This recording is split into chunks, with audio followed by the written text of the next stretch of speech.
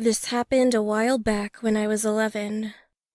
We used to live in a 2-story house with the second floor being a wooden floor. There's a slight crack on the floor, so if anyone steps on it, it creaks. And one night, I woke up at around 1 a.m. The moment I opened my eyes, I heard heavy footsteps behind me as my body was facing the wall. My bed was next to the wall, and my computer was by my head. My door was always open since I never close it when I go to bed. At first, I was confused about why there were heavy footsteps with chains dragging on the floor. The heavy steps sounded as if it stepped on the floor's crack. I heard the floor creak. The footsteps seemed to fade away to the end of the hallway to my uncle's room. It creeped me out and I couldn't move my body. I just stared at the wall in fear, then closed my eyes. Soon after, that noise came back to my room slowly. I heard the creak again, and all of a sudden, the chains whipped the floor door. That sound was so loud, so I opened my eyes for a few seconds in fright, but closed it again. I said to myself that it was all a dream, and it was nothing. It became silent until I heard a loud smash on the keyboard that's right by my head. I screamed, but kept closing my eyes forcefully. Suddenly, one of the deep voices started murmuring loudly just above my head. Its sound was so low beyond recognition, so I couldn't understand what the thing was. Then I started to pray to God. I was not honest and trustworthy back then, but praying was the only way to erase my fear. So I kept praying, and surprisingly, the voice faded away.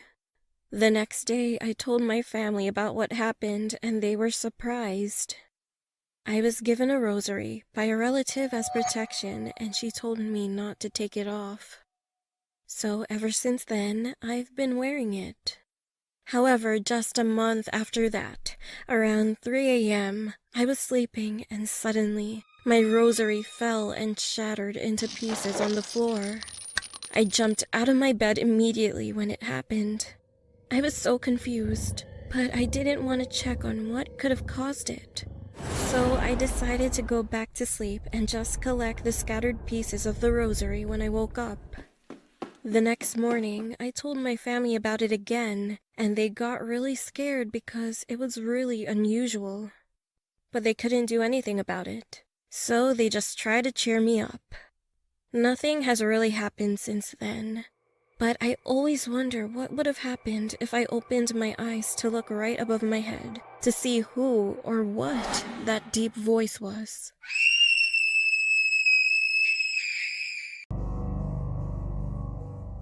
This happened to me when I was 17 years old. I live in Canada, and this situation took place during a snowstorm at around 9 p.m.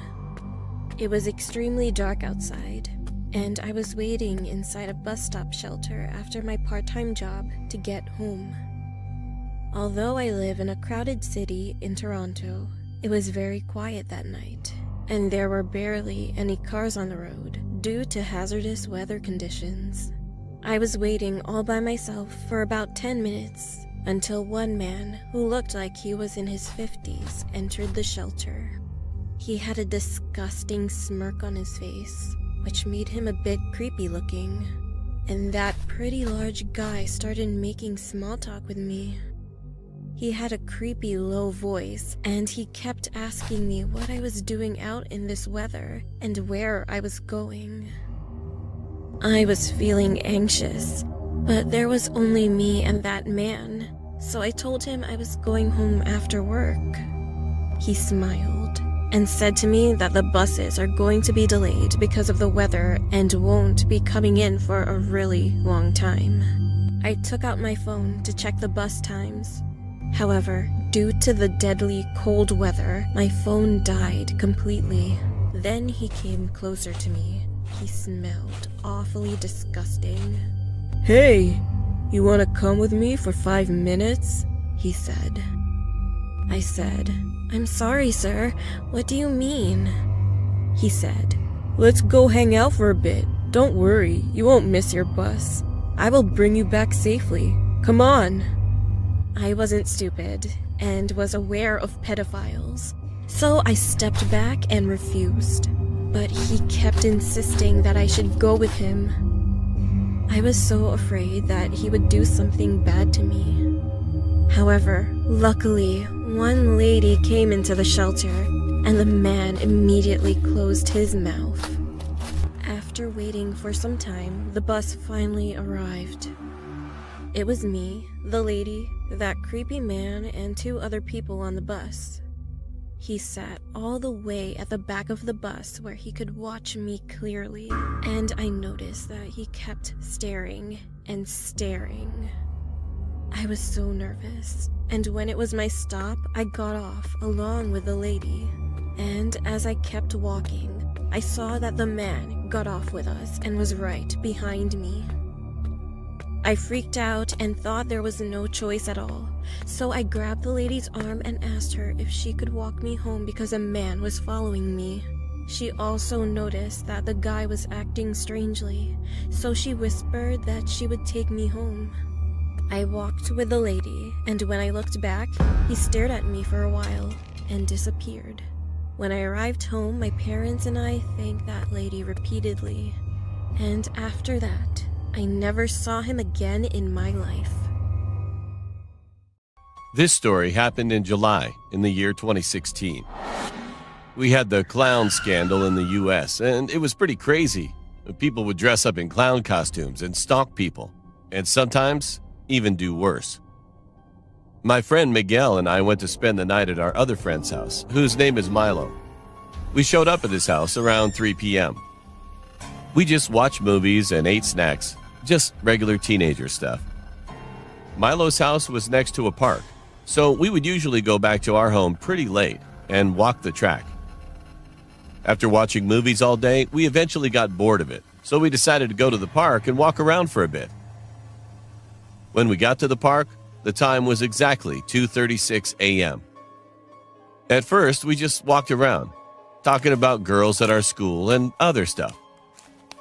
After we rounded a corner around the park bathrooms, that's when we saw him. There was a man in a black and white clown costume with no mask on, standing by the swings. He was looking at us with his head slightly tilted over to his right side. I mentioned that he had no mask, so we could clearly see his face. The man had a really dirty face with long, black, greasy hair. And he had a creepy smile on his face. His smile was almost stretched cheek to cheek. Even though he was pretty far from us, we could still see that he was staring right at us. We got nervous and scared, so we agreed to run back to Milo's house, since we were on the side of the park. We started the countdown in a whisper. 3, 2, 1. And then we started running as fast as we could back to the house. After running for a minute, we made it to Milo's street and started running again toward his house in the middle of the road. When we made it to his house, we turned around to look down the street. And to our horror, we saw the man in the clown costume standing at the end of the road, only illuminated by a streetlight. He wasn't running or walking towards us. He just stood there. However, we were all sure that he followed us. And down in his hand, we were able to see that he was holding a long, sharp kitchen knife. We pounded the front door, ran inside Milo's house, and went into his living room. Milo asked what was going on, so we explained everything that just happened. He has one of those doorbells with a camera in it, so we sat in silence watching the monitor on the wall. We then saw the man walking down the street looking left and right at each of the houses, probably checking to see if we were hiding. That clown guy finally stood just in front of Milo's house. We all got shocked, but we tried not to scream at all. And all of a sudden, he was looking through that camera lens of the doorbell. That was the creepiest moment I've ever had before. Luckily, he kept walking down the street, and we never saw him again. and we've never spoke to anyone about this story. And to this day, I wonder what could have happened if we didn't decide to run to Milo's house when we did.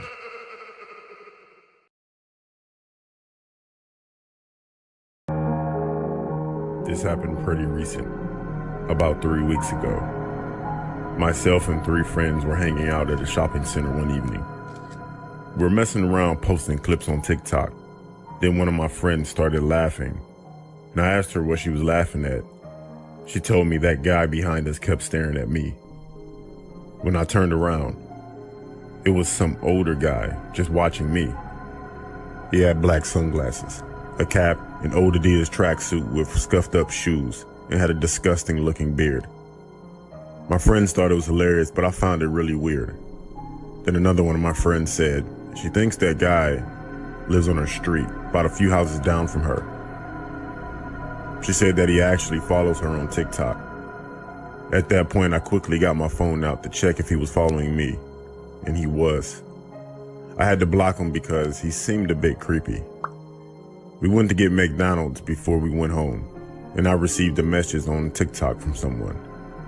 It was that guy who had been following us. His name was Greg, and he wrote, "Why did you block me?" with 2 emojis. One was a crying face, and the other one was an angry face. He had actually created another account that day in the shopping center. I blocked that account as well, hoping that would be the end of it. I didn't mention it to my friends this time, knowing they would just laugh. That night, I was up late and had Netflix on in the background as I was chatting with my friends on Facebook while scrolling through TikTok. I got up to use the bathroom, and when I returned, I had 3 messages from my friends, all saying the same thing. All were things like, "Who's in your room?" and "What's up with your last post?" I asked them what they were talking about, and they told me to check my TikTok, so I did. It was a clip of my bedroom. It was a clip of someone picking up my phone and recording the inside of my room. At that point, I heard a creaking. Then I heard a man's voice say, "Sorry, please don't scream," and turned to see my closet door slightly open. I started to scream when the same guy who had been following us burst out of my closet and tried to cover my mouth. Thank God I screamed and it was enough for my parents to hear. They came upstairs and my dad tackled the guy to the floor. The police were called and he was arrested.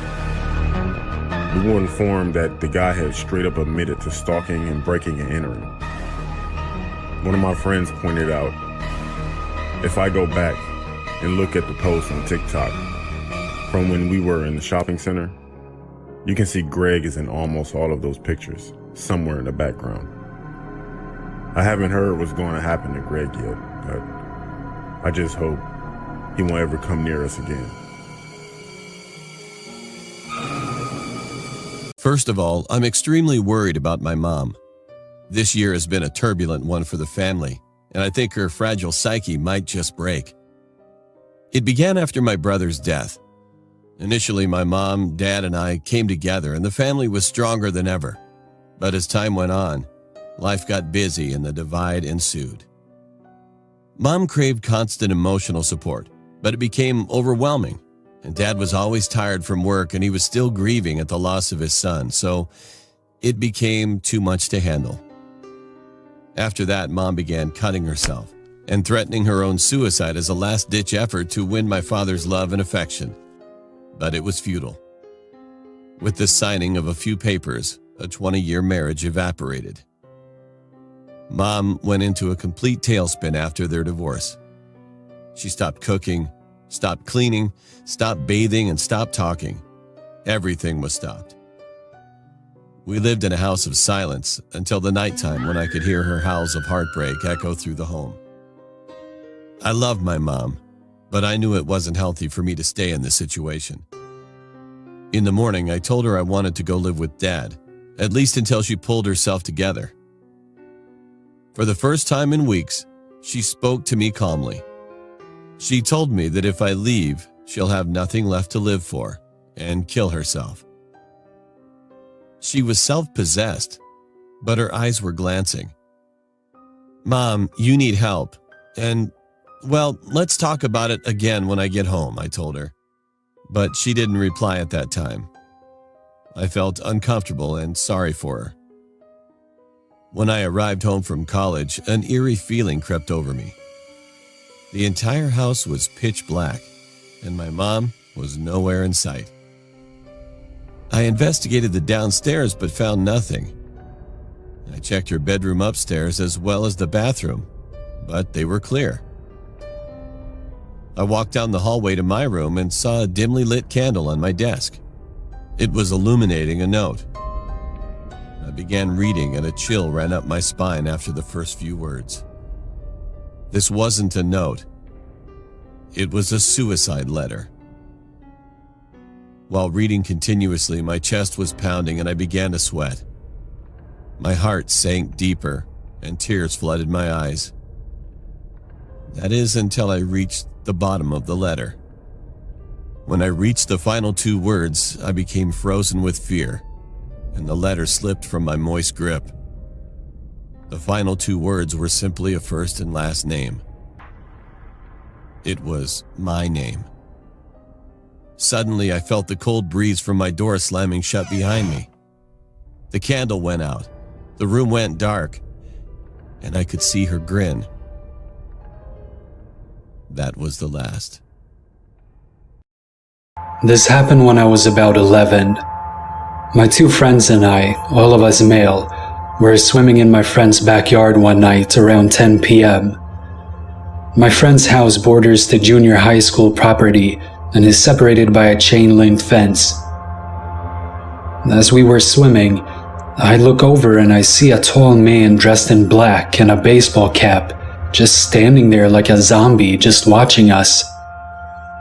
For some reason, I didn't get scared. I just thought it was weird. I mention him to my friends, who both look over and immediately start screaming their heads off and start swimming away to get out of the pool. Their reaction woke me up to the situation, and I started swimming out of the pool too. We are one by one trying to use the ladder, and I was in the rear, so as I'm waiting, I look over and the guy is scrambling up the fence as fast as he can. We made it to the house and managed to slam the door and lock it just as he reaches the door. This was the back door, which was like 80% clear glass, so he just stood there looking at us as we screamed our heads off. I even noticed he was holding a baseball bat. We run and hide behind the living room couch, and he keeps jiggling with the doorknob. But luckily, he never used the bat to break the glass, which would have been really easy. He walks away and my friend runs and turns the security alarm on and calls his dad, who was off running errands. My friend's dad said he was almost home and to stay inside. We turn the TV on and start to calm down, when all of a sudden, the alarm goes off. I almost shit my swimming suit for the second time, and our stupid 11-year-old minds decide just standing there screaming was the best option. My friend's dad happened to get home while this is happening. He gives the operator the secret password that everything is okay, grabs his gun and searches the property, but he didn't find anyone. We still swam at night after that, and we never met that crazy guy again. Also, I'm 25 now, and I don't know why we didn't just call the cops or why my friend's dad didn't call the cops. Hi, my name is Shay. Well, at least that's what everyone calls me. About 11 years ago, my mom, my big brother, and I moved from Mississippi to Nashville, Tennessee. We were staying with my uncle and his wife and stepkids for a while until we got our own place. About a month later, we found an apartment to stay in. I had a bunch of teddy bears that I really liked between I was 12 going on 13. Well, when we finished to move our new house, I decorated my room really nice, and I set my teddy bears on my shelf above my bed. A week later, I noticed one of my teddy bears would always go missing and I would find it under my brother's bed. I thought he was taking my teddy bear just to freak me out, but he really had no idea what I was talking about. It was kind of weird, so I decided to lock all my bears in my closet. They stayed in my closet for 2 days. Everything was fine. That's what I thought until the third day after has been started. The third day, I woke up on a Saturday and my closet door was cracked and my teddy bear was in the same place under my brother's bed. I knew something was wrong. After that, I immediately threw my teddy bears away after that. We stayed in that apartment for a year. After that, we moved. I'll never forget the day of the move. We found bones in the fireplace from a human. Now I'm 23, and I still remember that day, but I always think, what if I set up a video camera to see what was causing my teddy bears to do what they did? Every night, I hear my mother through the walls, but she never talks during the day, only at night. Like clockwork, she begins at midnight and abruptly stops at 6 a.m. I've heard everything, from harsh whispers, playful talking, cackling, and even screaming. Some of the things I hear her say frighten me. It's about dark and dreadful things. Whenever I enter her room to check on her, the silence is there. She just rocks in her chair. This is enough. I can't take it anymore. My mom has been suffering from seizures for the past few years, and they're getting worse. The doctor told me that she needed full-time care, so I volunteered. Even though she has always been estranged and I hadn't seen her in a decade, I knew she needed me.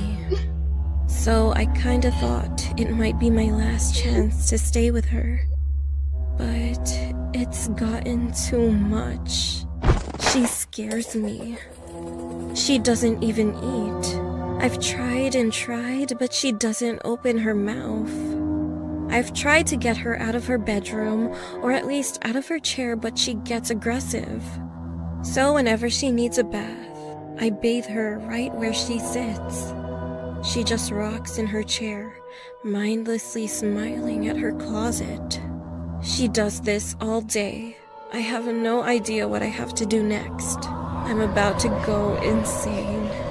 I can handle caring for her during the day, but at night I can't anymore. So I finally went to the doctor for some help. I told him that she's been keeping me up at night with her whispering and talking. And I also told him that it's getting too much and she's starting to scare me. But his facial expression while looking towards me was weird. He stared at me like he didn't understand what I was talking about. And what the doctor said next scared me even more. Well, I think you had a bad dream. Your mother bit her tongue off a few years ago. She can't talk at all. I was out doing a delivery one late night.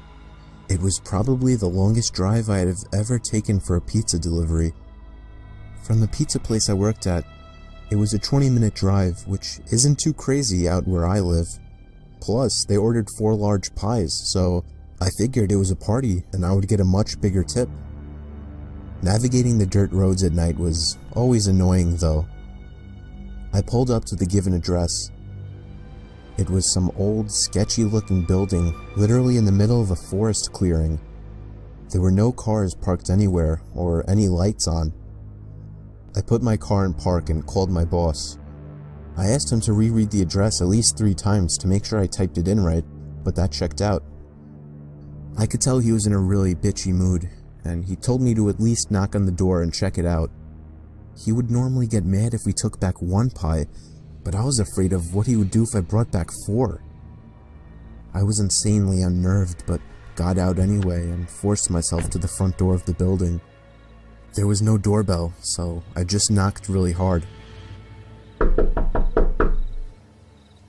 I heard nothing and didn't really expect to hear anything. I was extremely disappointed, not because nobody answered the door, but because I was realizing that it was all a waste of time and gas. I knocked 1 more time out of desperation, and then began to hear some kind of rustling noises from inside of the building.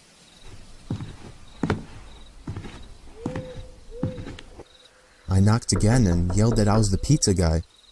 There was silence now. I felt a bit more uncomfortable now than before.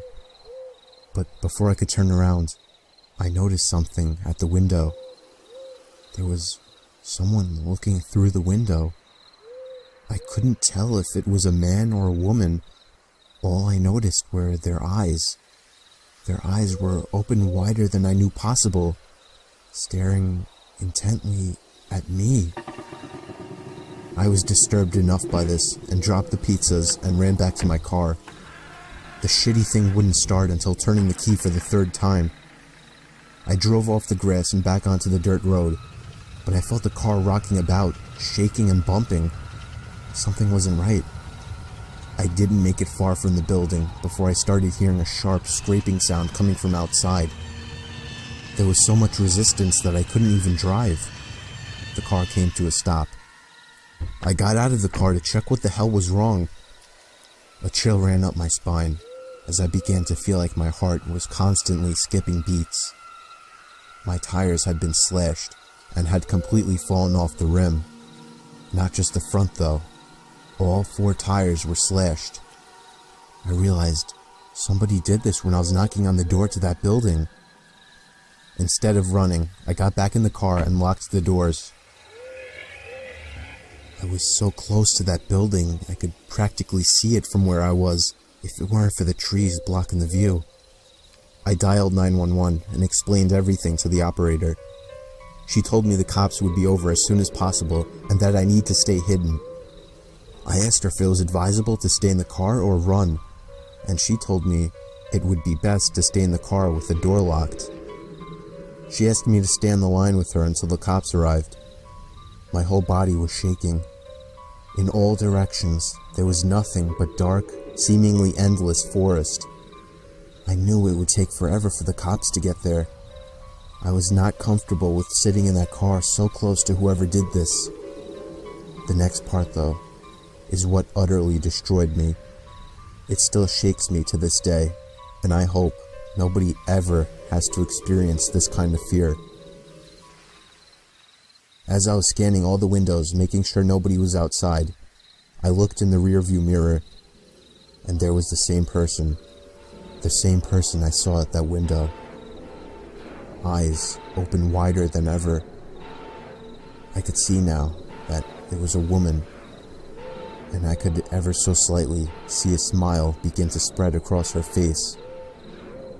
I opened my door and full-on sprinted into the woods, not caring how much noise I made. I ran until I was out of breath, which didn't take long, and I hid behind a giant log on the ground. I tried to cover my loud breathing with my hand, as I waited and waited for what felt like hours, until I finally heard sirens in the distance.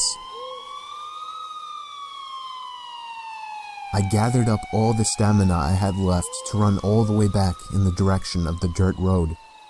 Eventually, the glowing red and blue lights came into view, and I had never felt better in my life. They were parked in front of my car, investigating with flashlights. I came out yelling at them like a lunatic to help me. I fell to the floor and started to gag, almost throwing up from running so much. They picked me up and began to question me, to which I explained everything to the best of my ability. One of the 2 cars drove over to the building, and the 2 officers began to search the building. They came back with nothing except for a couple of spiky objects. These objects were exactly the same as the ones used to slash my tires. The cops guessed that it was some kind of sick, demented couple, being that I saw the woman, but unfortunately they were never found, and that still kills me to this day. I obviously quit my job right after that and started working at a local grocery store. I know that I'll never forget seeing that woman at the back of my car.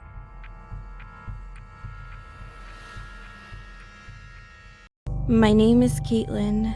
This incident happened when I was 14 years old, and I will never forget this memory.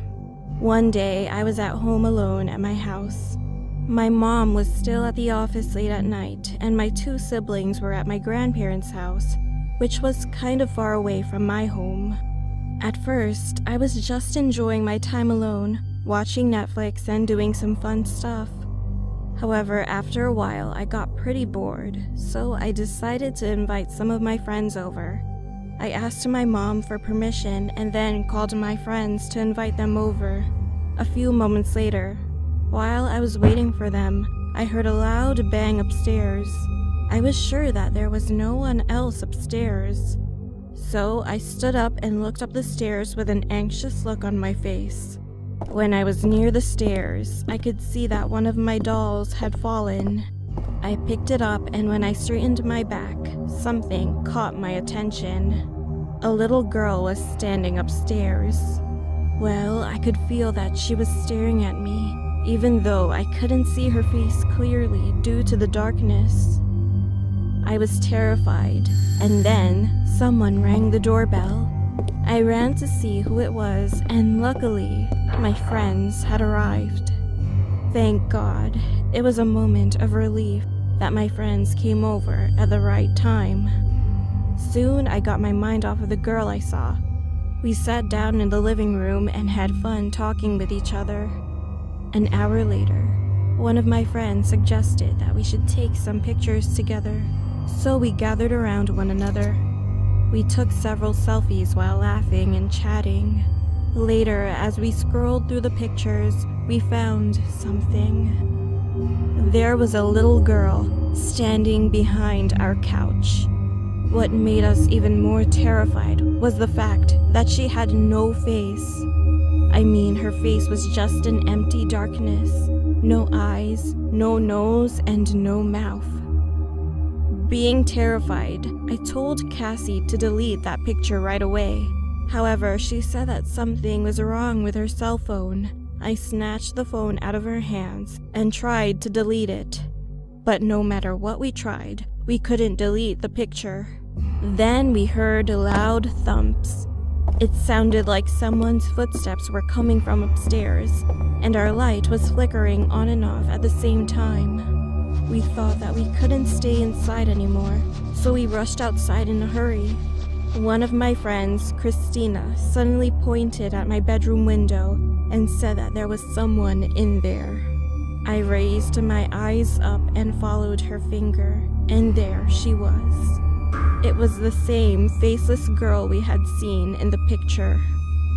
My friends and I screamed. I called my mom and explained everything. My mom couldn't believe what I told her, so she made me calm down and said that she would be home in 5 minutes. After she arrived home, she searched the entire house, but she couldn't find any trace of the girl. I hoped that it was just our imaginations. However, we soon decided to move out of the house because I kept seeing the girl after that incident. We finally moved, and from then on, my mom never wanted me to be home alone, so I always stayed with my siblings. I still have no clue why the girl haunted me, but I think it was because she wanted us to get out of the house. Well, I'm just glad that I don't see that girl in my new house. I was 14 back then, and we just moved to a house my father rented because of his work, which we'll spend about 2 months in. Me and my parents were happy with how good the house looked, and quickly we unpacked our things. We spent the whole day settling in and getting a little used to the house. After having, I went to my room to sleep as I was fatigued from the whole moving thing. My room had a bed, a mirror, my computer, and a closet. I turned off the lights and started sleeping. In the middle of the night, I heard some sound. It was coming from my slightly opened closet. I didn't move. I just slightly opened my eyes, and what I have seen made every hair on my body stand. From the slight opening, I could see an eye opened as wide as an eye can possibly be opened, staring at me. I was terrified, and I jumped out of the bed as I let a loud scream out. I went to my parents, who were sitting in the living room. As soon as I finished telling Dad about what I had seen while Mom was holding me, he ran to my room to look in the closet. He opened the closet, but there nothing but clothes in it. He then told me it was a nightmare and helped me back to bed. My heartbeat went back to normal, and my parents wished me a good night while leaving the room. Before leaving, Mom told me she would leave the door slightly open to let in some.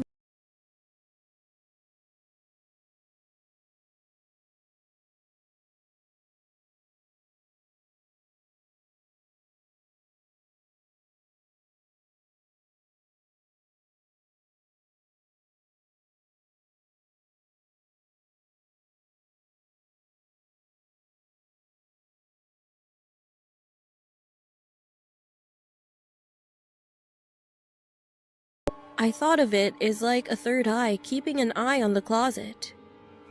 It was morning, and I slept well despite what had happened. I noticed my phone was still recording, and I stopped the recording. After taking a shower and washing my teeth, I went to have breakfast with my parents. And we moved to the living room, so my dad was watching TV and Mom reading a magazine. I was bored, so I thought I'd check the video. I played it and speeded it up. I had my headphones on.